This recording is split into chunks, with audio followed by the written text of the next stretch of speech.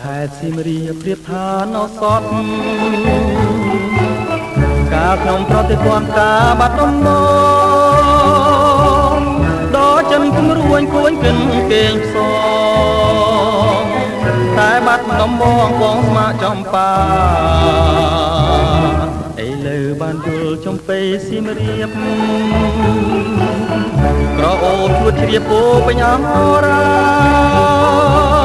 ទ្រូងបងបានស្បាយពីរឿងស្នេហា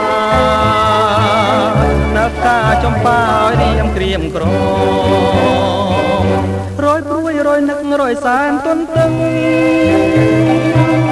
ពុំឃើញនំនឹកតែជ្រៀងផ្ដាផ្ដាំ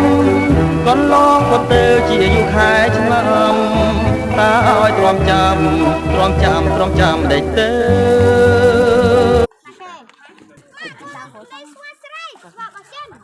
ស្វាកណា